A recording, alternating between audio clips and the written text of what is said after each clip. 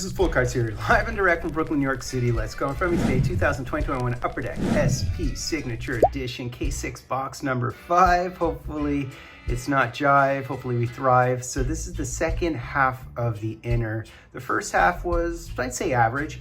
We shall see Shell's second half here. Configuration 5 cards per pack, 18 packs per box, 90 cards total, right? 90 cards total. And we will be looking for our 2 autos, our 10 inserts, our 1 profiles bounty, perhaps a rarer hit on occasion. We haven't hit an acetate either. I don't know if we will.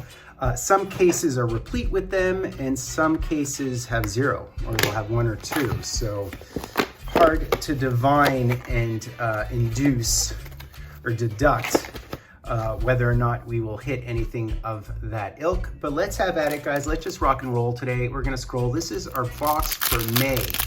Our hey, what do you say box for May. And we do have a dominant digits to start us off. So we have Guillaume Latendresse, Mark Bell, and we have a Grant Fuhrer. I'm trying to conjure up some Grant Fuhrer mojo, wouldn't mind him, of course. Berenson and Brent Gilchrist, who is a Stanley Cup winner, I believe. He's certainly, who's he on? He was on Detroit, he was on Dallas, he was on the Habs. All right, continuing on here. Ooh, look at this, look at this. This is a non-auto version because it isn't whited out. Okay, so Advan Imp. And look at the Oli the goalie. That is a beaut, another beaut. Those canvases are gorgeous. Jacques Valiquette. This is a base Decagons insert here, and it's Dana Zubris, who I believe I've hit him, but I don't feel like I've hit him enough. Murray Wilson. I mean, the ideal would be to hit the number to 49 all-time future watches. They're super hard to hit, so you can't really expect it. And Mario, I know there's a Hasek, a Sakic, a Messi, a Lindros. There's some really good names on that checklist. I could show it to you in a minute. But there is the Joe Sakic Evolve, so evolution from, I guess, to the Colorado Avalanche from the Quebec Nordiques. There's Roenick. But Solani is a number to 49, Brodeur is, Yager is, you know, Lidstrom is, by the way. So, you know, Yzerman, I do have the Yzerman already. So we have a Stuart Gavin and we have a Lars Lindgren. So this is just a base parallel. So we have a facsimile gold foil there. There's Boom Boom, Jeffrion, and Schultz. We do have a canvas here. These are beautiful cards. I'm not sure whether it is a base canvas or a hit canvas. Depends quite a bit on whether there's white, and you would see a big stream of white and we don't, right? So this would be the Bill Ranford, and it is the Bill Ranford base. I have hit the auto version of this, by the way, which is a really beautiful card, really handsome card. Bill Ranford is a legend, to my mind. I mean, didn't he win the Conn Smythe? I mean, he was a big deal in that 1990 Cup. Okay, so we have something here, and I believe it's another base canvas. I mean, how many canvases are we gonna hit? So it would be the Steve Ruchin base canvas with your Mighty Ducks, John Davidson, and there's Don Deneau.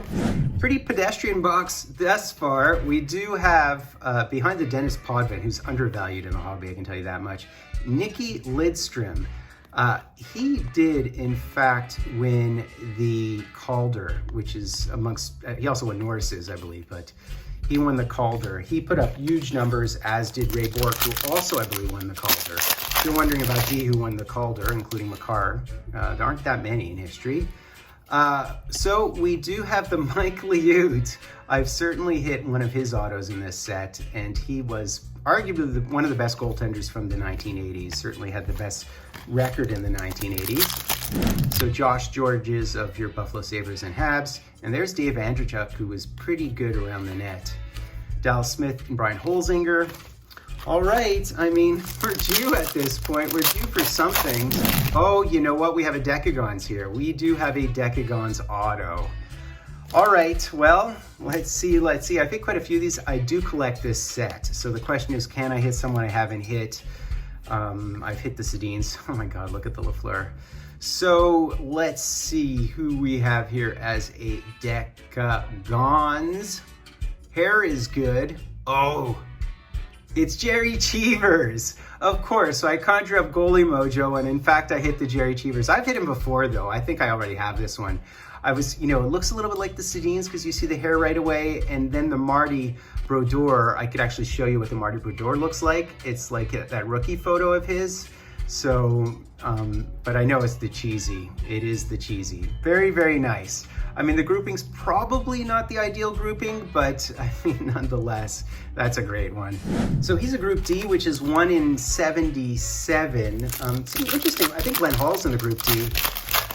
They're not that frequent because it's 10% of the time to hit that grouping, but there's 22 cards in that group. So if you divide by all the cards in the group, it comes out to like 0.5%, 0.4% to hit that. So it's a decent one. That's what's so cool about it. There's so many cards on the checklist and so many legends. Even if you hit a lower grouping, the cards do tend to be surprisingly rare. So let's see here. We do have a canvas here. At this point, it could definitely be an auto. But I'm not sure. So let's see. Oh, it's the Gilles Meloche. Did I hit 2 goalies in the same box? No, this is just a base one. It is not autoed. It is not autoed. So we still could hit an all-time future watch in this box. Someone was saying that he would be Hall of Fame worthy if he were on a better team. And you know, when goalies have played over 700 games, I understand the debate about that, but having a losing record, it's really, really hard to win to be a Hall of Famer, that is. There is the Stevie Y. I mean, the last Hall of Famer who had a losing record, who was a goalie, was inducted in 72 or 73. And I think it was Chuck Rayner, right? So Yvon Lambert, and we have a Steve Smith behind the boards. These are nice cards, right? There's a Roadrunner, Larmer, Brisebois, and this is just a base facsimile, so that's good. Oh, there's Chelios, Honey Nut Cheerios Chelios, Probert, and Recce. So here is our very last pack, and hopefully we have an auto in here, and hopefully it's not a base auto. I'm pretty tired of those base autos. So what do we have here? It is a base auto. What is up with this case, man? Why so many? So we still have not hit an all-time future watch, which is kind of, you know, disappointing. And we've hit quite a few of these base autos, which is not what you want to hit, although there are some good names in these, but the checklist is so long. So what do we have here? Oh, we have a green helmet. Bobby Smith. I can tell you off the bat it's Bobby Smith. That's very nice. I mean, he is really undervalued in the hobby for obvious reasons. He's a one-time Hab, and he was one of the best players of his era. So that is a beautiful one. I'm happy with that. I have to say I really am happy. If I'm gonna hit anybody, this is a Habs legend who was on our 86 Cup, if I recall correctly. Yeah, no, he was a big time Hab, a big producing Hab. One of the best goal scorers and playmakers and players of his era. So I'll certainly take a Bobby Smith. It's a beautiful auto as well. So that's basically it, guys. Solid box of stuff. Bobby Smith is a big deal for myself. I mean, you just don't see his auto that much in the hobby. And he was a first overall pick, but beyond that, he was a playoff performer. He was on our 86 Stanley Cup champion team. He was pretty much a point per game producer throughout his career. So I have some love for him. I did not have this one, so I'll take it. I'll gladly take it. And we did conjure up some goalie mojo per the background. So that will work. That works, but we're still looking for our all-time future watch. At this point, I'm thinking it might be a good one. Who knows? Because at this point, I'm thinking the boxes have been average on average. So I'm Fultoncards, doing the honor of sub-liking, hashtagging, driving Fultoncards live and direct from a place called Brooklyn, New York City. Let's go. Let's go. Don't care what the world says. I and I could never go astray. Just like a bright and sunny